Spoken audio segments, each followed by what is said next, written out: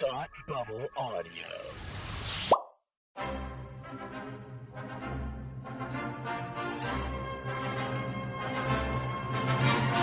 Look, up in the sky. You will never find the more wretched hive of scum and villainy. Welcome to Beer with Geeks with Tim and Frank.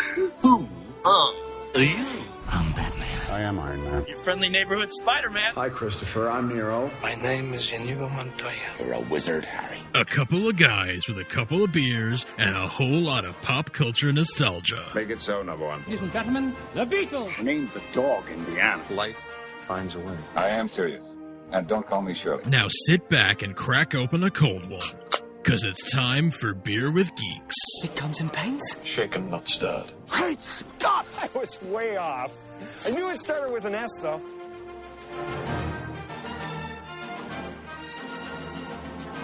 Hi, and welcome to Beer with Geeks, where two geeks geek out with beer. I'm Tim, and with me, as always, is my man who loves to list things in order he loves them. It's Frank. How are you today? I love a good list when someone else makes it for me, and then I don't have to choose favorites. Oh, interesting. Yeah. Oh, See? because it just tells you, because the algorithm tells you what you love. It's just data, right? It's just, this is how many times you did X, Y, or Z. Yeah. How are you, bud? Good to see you. I'm doing well. It's good to see you, too, as it always is. What are you drinking this evening?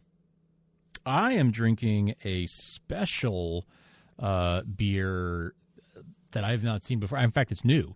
But our friends at Night Shift Brewing in Everett, Massachusetts, have just rolled out this new one. It is their Ritzy AF Ritz Cracker Toffee Bark beer.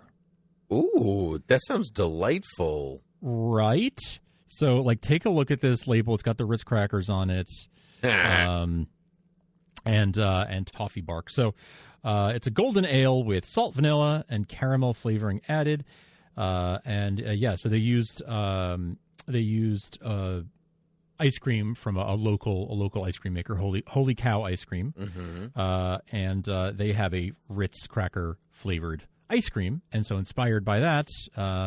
Night Shift partnered with them and made this Ritzy AF beer. And it is so different. So it is a golden ale, but because of all the vanilla and the caramel, it tastes and has the consistency almost more like a stout. Oh, interesting. But Frank, I have a question. You're drinking a stout, and it's the wintertime. How do you feel about this? The joke that won't get old for me. Do. It's good. It really won't. It really won't get old. It really will not get old for me. I know. It's my lot in life. I do apologize. I do. No, you shouldn't. I don't. I'm really not sorry. I'm not sorry. What are you drinking? Frank, are you familiar with Cisco Brewery? Oh, yes. At all? Sure yes. am. So, Cisco has a winter beer that this is the worst part. I cannot remember the name of because I'm drinking it in a glass that is not in front of me. So it's their. Is it their winter shredder? It could be. Okay, cool. Well, this is good. Could you describe the winter shredder to me, and maybe the sound will, what it sounds like, will make me. Well, the label has a snowman riding a snowboard, and it just says ale brewed with natural spices. Yeah, that could be this. I want to say it's that. We'll go with that. It's not too heavy. It's not too. It's not dry, and so it's not heavy. And so it's bordering on just classic beer. And so I'll say it's their winter shredder. That makes sense. Nice. Hilarious. Well, we come to the end of the year, just a couple days left in the year. And it seems like a good time to look back at the year that was and talk about all the fun stuff that we watched, read, listened to, consumed in 2023. What do you think? I think that's a great idea, Frank. Now, you spoke of someone curating a list for you. Do you want to start with that and then move forward, since that's the easiest one? Sure, yeah. Let's. So I've got I use Spotify, so I've got Spotify Wrapped. You use Apple Music, and this year they did a Apple similar Music Unwrapped. Yeah. Okay, there you go. It's called Apple Unwrapped instead of Spotify Wrapped. They really called it Apple Unwrapped? Apple Unwrapped, yeah. Wow. Or Replay Unwrapped. Hold on, I can go to the actual... But they called it Unwrapped as opposed to Wrapped. That is so funny that they felt the need to... Yeah, technically, if you look at the thing, it's just Replay with the number, but it gives you the Unwrapped thing. I see. Hilarious. Well, what does yours look like? What categories does Apple give you? I've got genres, songs, artists, and then a couple of other odds and ends. Yeah, what are you dealing with? And playlists and stuff. I have top artists, songs, albums, genres, and then playlists and whatever. So, you just want to do your top fives? Sure. I listened to 46 genres, and the top five for me, it should be no surprise. Number one was classic rock. Number two, rock and roll. Then soul and adult standards, and then permanent wave came up as my number 5 most listened to genre. Tell me about that. And what is that? Permanent wave? That's like the background noise? Permanent wave is like electronic music. It's like synth pop, post-punk, new wave. I listen to a lot of that when I work. I listen to a lot of like ADHD playlists that will have like either ambient music or like electronic music.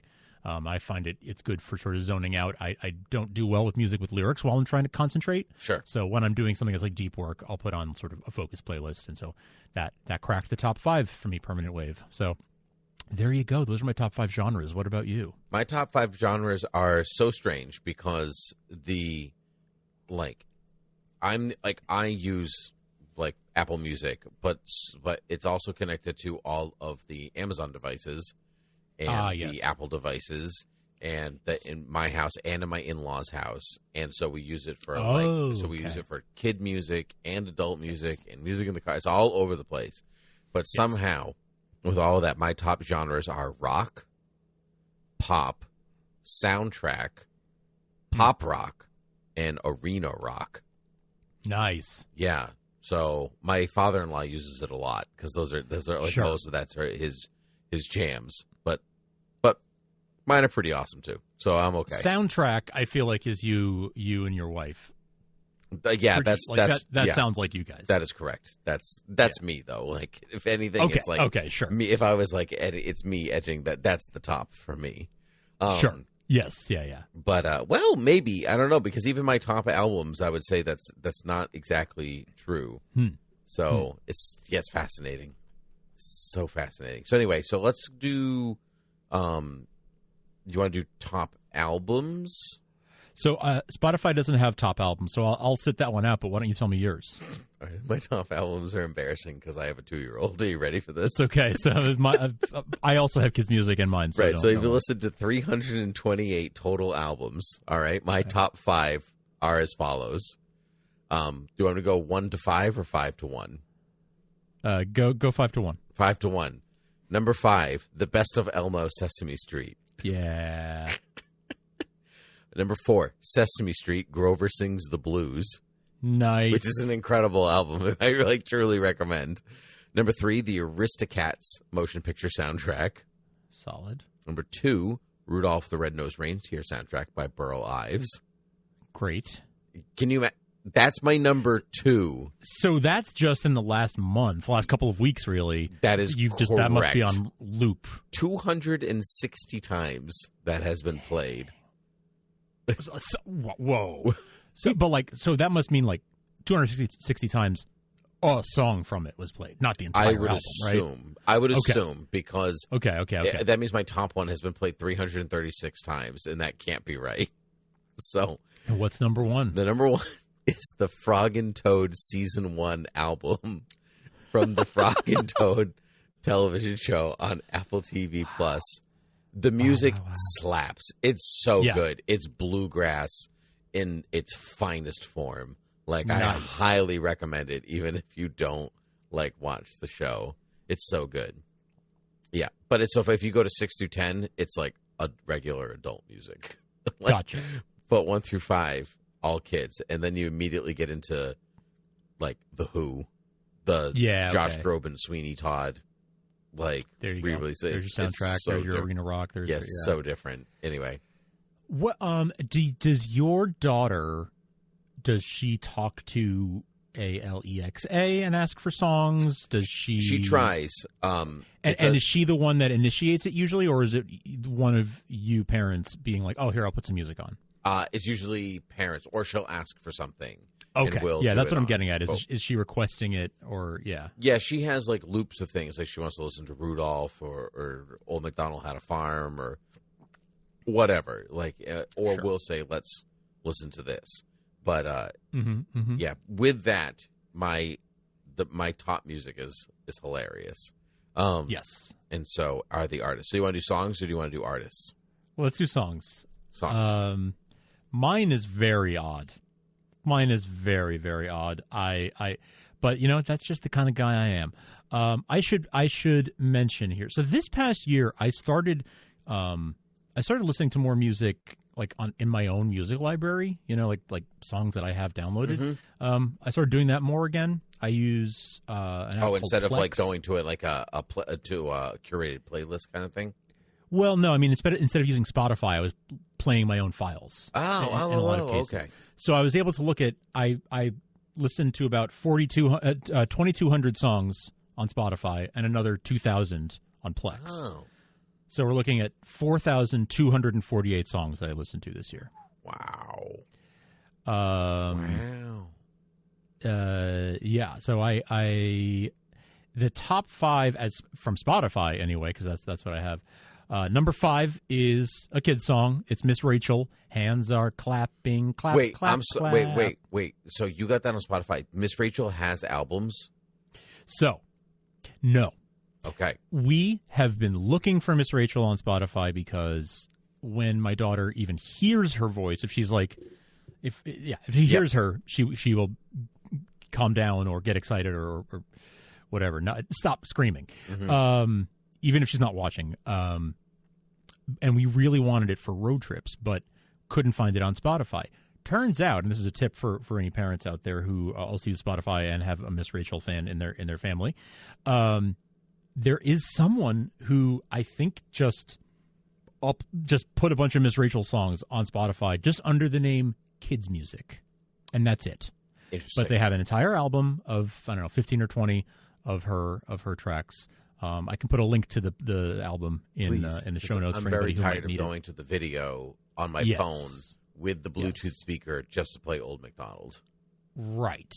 So that's what we were tired of, the same, of like pulling up the video, in the car to play it through the car stereo or whatever. So having it on Spotify, is, and like you can just bookmark the playlist and have it there. In fact, I made an iOS shortcut that just opens the playlist in Spotify. So it's queued up, and all I have to do is hit play. That's great. So that's number 5. Number 4, Todd Rundgren, I Saw the Light. Number 3, Good Vibrations by the Beach Boys. And then 1 and 2 are very odd choices that I just listened to on a loop because I got them stuck in my head. 1 is a song called Goodbye by an artist called Mary Hopkin. She was Paul McCartney discovered her in like 1970, and so I found her through that, being a Paul McCartney fan, and so that song was on loop. And then I'm Italian American. I have a family tradition of my family always listened to Italian music on Sundays. We'd make pasta and meatballs or whatever and listen to Italian music, and I get into those moods myself where I will make Italian food and listen to Italian music. And this one song just got stuck in my head because it's a beautiful melody, beautiful lyrics. It's an Italian song called L'Appuntamento, The Appointment. and I listened to it 25 times, and so it made the top. So a very odd list, but that's me, an oddball. Wait, your top song is only 25 plays. My top song is 91 plays.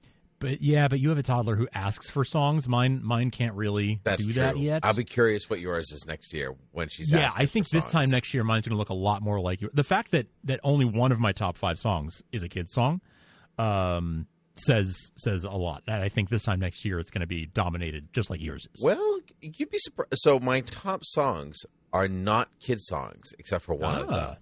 But they were all requested by my child. You ready for this? Number 5 is Baby Beluga by Raffi. A classic if there ever was one. Number 4, Uptown Funk by Mark Rosen. Nice. Number 3, Take Me Home Country Road by John Denver. Nice. Good. Number 2, Shake, Shake, Shake from Casey and the Sunshine Band. And Shake your shaker. And number 1 is I Want to Hold Your Hand by the Beatles. Nice. Those are my top 5. It should be noted that top 10 is the theme from John Williams' Superman theme. I would like that. Like that to be known. Oh, goodness gracious! Very cool. Yeah, very, very cool. Love that. Yeah, hilarious. All right. And then what are your top artists? So my top artists are not going to be a surprise to anybody. Number 5, George Harrison. Listen to a lot of George Harrison. Number 4, Paul McCartney. Number 3, the Beach Boys. In the summer, I go crazy for the Beach Boys. And I love the Beach Boys. I love them in general, but come June, I start playing, the best of the Beach Boys playlists and stuff. This is the Beach Boys on Spotify. It's what summer sounds like to me. So Beach Boys are usually on this list because all summer long I'm listening to a lot of them. Number 2 is that Miss Rachel kids music. Yep. And number 1, unsurprisingly, to surprising no one, the Beatles. How many? They've been my number 1 every year that they've been doing Spotify Wrapped. How many minutes of the Beatles? They don't have it broken out by how many minutes per artist, which I wish they did.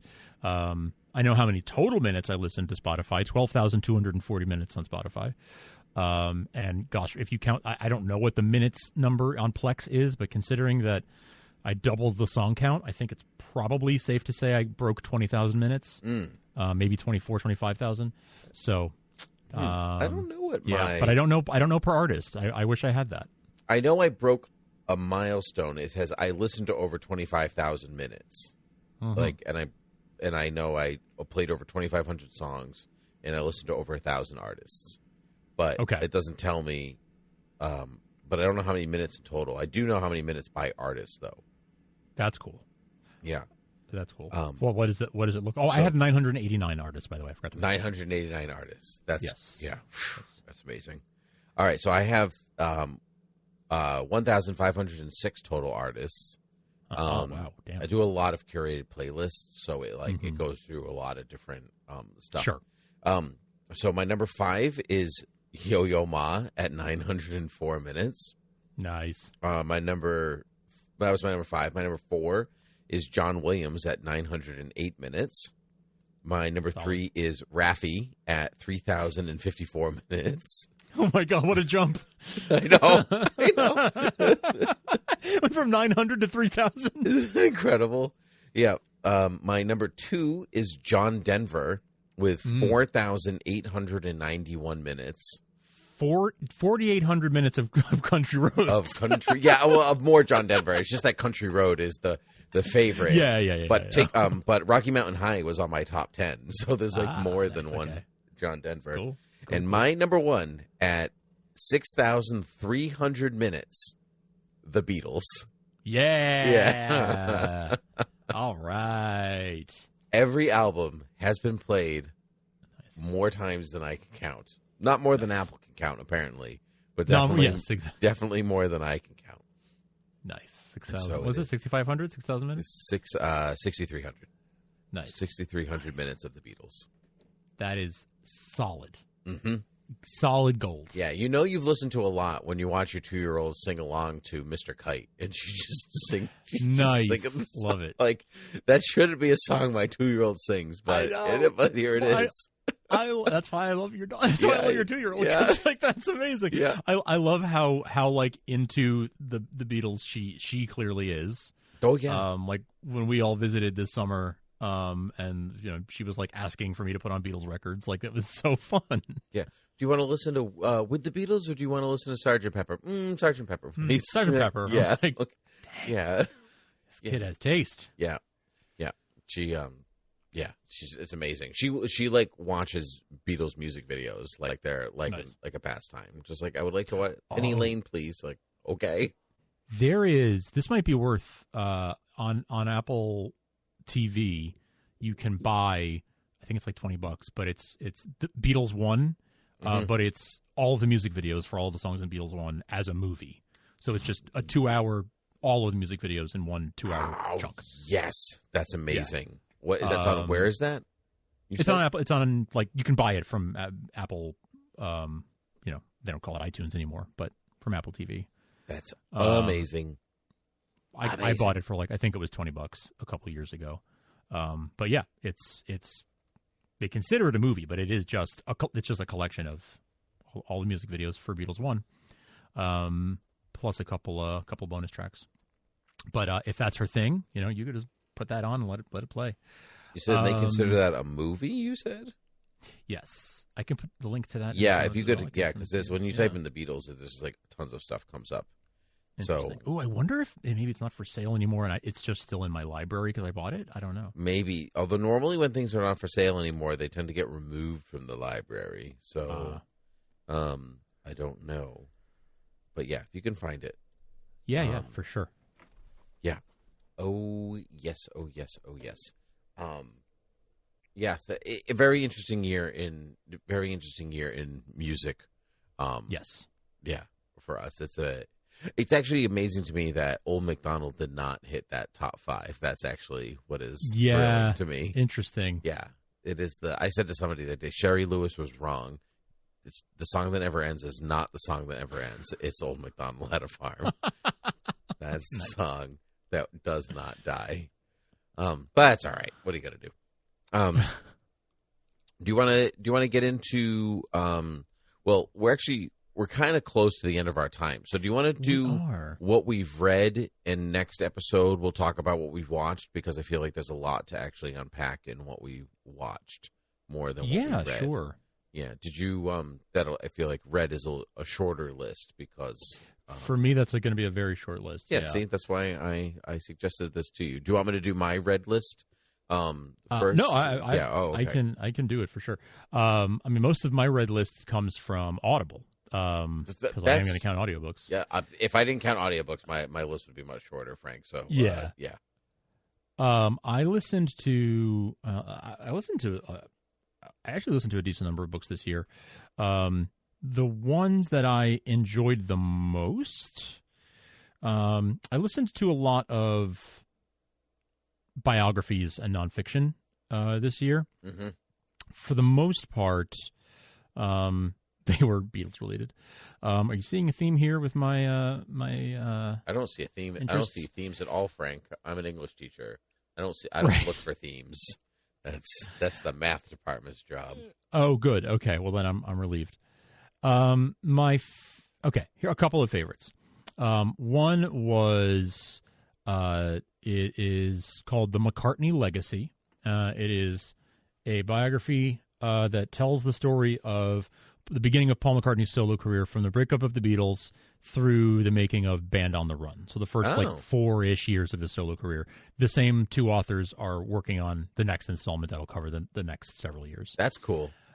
But it goes like very in depth, like tells basically like almost a day by day accounting of like what he was doing and how every album got recorded and who he worked with, and it goes really in depth on the details of how the music got made and what was he doing on tour, and what when he meets somebody in 1971 who's going to become a bigger figure in his life in 1975, like those kinds of things. That it is both a biography but also a making of his albums, both. That's cool. That's very cool. I know I know you're a giant Beatles fan. Obviously, I've known that about you for a long time, and so Yes. but even still, when you just now said the McCarthy Legacy, my brain immediately went to, oh, you read a book about Joseph McCarthy and the Red Scare? How fascinating. Oh my God. I don't know why my brain overshot Paul McCartney so far. The McCarthy Legacy. Yeah. It was like, I didn't hear it quite right, and then like Sure. none of it worked out. But so then you were like, he recorded some albums. I'm like, I made a mistake in my brain, and I need to correct it. Amazing. Yep. So, Amazing. Yeah, stupid. So that was one of mine. What's one of yours? We've talked about it on the show before, but I read the Mistborn trilogy. I tried to sell you on the first Mistborn on a Hit Me With Your Best Shot from a while ago. I went through and read the rest of them, or the first two of all three of the first trilogy, I should say. And by gosh, they were excellent. I would I should buy copies of it and just throw it at people. That's how much I enjoyed them. Like, rate this, leave it in airports for people to randomly pick up and enjoy and whatever. I dream about doing that, about like buying enough copies of a book to just leave them in places. Like if I had like more disposable income, I would totally do that. Just like leave a book on the subway, on a bus bench, on a park bench, just in all different places where people might discover it. Would you leave a little note and be like, for you, please enjoy, or something like that? Or would you just leave it and people like thinking that like they have to return it somewhere? I probably would have just left it, but I like that. I like your approach. I try. I try for I like things. that. What else have you done? I like I said, I read mostly nonfiction this year. I got tons of nonfiction here. If you want me to, I can join you on the nonfiction. Oh, wagon sure, if you sure. want. But I'll share one fiction a book that I did read this year, and it was called Lord of the World by Robert Hugh Benson, and it is a very interesting sort of apocalyptic story. It is a story where after the in the beginning of the 20th century, somebody comes to power who is, it's basically the story of what if the Antichrist came and got the whole world under his spell. And it's this very interesting, sort of eerily plausible, especially in our current political climate, an eerily plausible story of how someone sort of charms the entire world into just giving power over to him. And spoiler, it ends with the end of the world. But it's a very interesting tale of how a bad influence can be charming enough to convince everyone to opt in, to choose to give up their freedom, and then the story of the people who were sort of resisting at the same time. It's fiction. It's a sort of a morality tale, but it's a short novel, and I thoroughly enjoyed it. I thought it was super interesting. That sounds good. I also read I also read an apocalyptic Antichrist one, but it was set in the Dark Ages, and this I can't remember the name of it off the top of my head. It wasn't on my favorites thing list, but I'll look it up since I'm talking about it. Yeah. It was like this girl is basically like Jonah, like, given a mission by God, and it's the apocalypse, and she and a knight and somebody else have to go on like this little questy thing with a world's on fire with demons and stuff. It was pretty dark. That sounds intense. It was pretty intense. It's called Between Two Fires. by Christopher Buhlman. I'll send it to you so you can you can have it and put it in the show notes. It was good. I'm wondering if I'm going to keep my Audible subscription now that Spotify has audiobooks. It does. I did not know they just that. added audiobooks this year, just like in the last month or two, honestly. And they seem to have basically the full library from all the major publishers right off the bat, and it's no extra cost. It's included in your subscription. Wow. So it's like, I'm paying for Audible, I'm paying for Spotify. If I can already get the books from Spotify... Is there there has to be some kind of catch with like having audiobooks, like... The benefit to them is that they want to be the one app that you go to for everything, for audio, for music, for podcasts, for books. So you think they're going to be the everything? So you think they're going to swallow the cost for people to make their way there? At least for now, I think that they're swallowing the cost for now to build the subscriber base even bigger. Steal people away from Apple Music and that kind of thing, and then eventually the prices will go up. That's what Netflix did, right? Like that's exactly they got us all hooked, Yep. and then they raised the prices. They didn't hook Spotify's me gonna enough, need to raise baby. their prices soon. Screw you, Netflix. I don't need you. Yeah, but I had to cancel Netflix too. The prices were it's ridiculous. I'm not paying $22 a month. I'm sorry, your content. At a certain point, it's like I might as well have cable. Right. Yeah. Um, I might pay $6.99 a month. Like I'll deal with Netflix Sure. ads. It's the 1080p that hurts me. I don't want it in 1080p. Honestly, same. Yeah. I'll take the ads. I just don't want the 1080p. It's actually resisting me giving them money. I'm really spoiled when it comes to the ads too. I find them very annoying, but I would sit through them. But yeah, it's the lower res. I miss the 4K. Yeah. So spoiled. It is so noticeable. spoiled. I know. Yeah. I know. But Such problems we have. Yeah. I'm going to join you on the. we're running out of time, so I'm going to join you on the nonfiction train.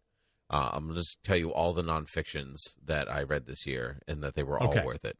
I read the Anthropocene Reviewed by John Green. John Green, like Fault in Our Stars, not Fault in Our Stars. Fault in Our Stars, yeah, and a lot of other things. And it was just like essays about humanity and his observations in his own life, and it was excellent. It was so good. I highly recommend. But here's my trending list. You'll notice a subgenre of nonfiction. I read Making It So by Patrick Stewart. Did I Ever Tell You by Sam Neill. All About Me by Mel Brooks. Born a Crime by Trevor Noah. And Finding Me by Viola Davis. And so I had this little... I'm going to read either the autobiography or the memoir of an actor or director of my choice, and they were all amazing. Every single one of them was great for different reasons across the board. If I had to tell you to go after any of them, you should definitely read Viola Davis's. Hers was just really incredible. It's just a different kind of life. Same with Trevor Noah. It's just a different kind of Yeah, he has such an interesting life story. I would love to. Yeah, that's one that I would like to dive into more. Yeah, but if you want to laugh, it's definitely Mel Brooks. Like his was amazing. He would write, like he said, like when he was in the army in World War II, he would write to his mom and be like, "Dear Mom, I love you. Please send more gum. Love, Mel." And that would be his thing. But yeah, all of those were fantastic. But listen, Frank, we're kind of out of time. So I say, since we're going to hop over to TV and movies and do this in a different episode, why don't we save if you have anything else you've read, let's just save it for next episode. Sounds good. All right. Well, Frank, where can the people find us? You can head on over to beerwithgeeks.com and find all of our episodes. Like I mentioned, things will be linked in the show notes that you can find. And you can support us at patreon.com/thoughtbubbleaudio. Thank you to our patrons. Thank you for helping to pay the costs of hosting a podcast. And if you want to subscribe to us in Spotify or Apple Music or whatever your favorite podcast app is, search for Beer with Geeks and please rate and review us there. Oh, very good, Frank. Until next time, cheers. Cheers.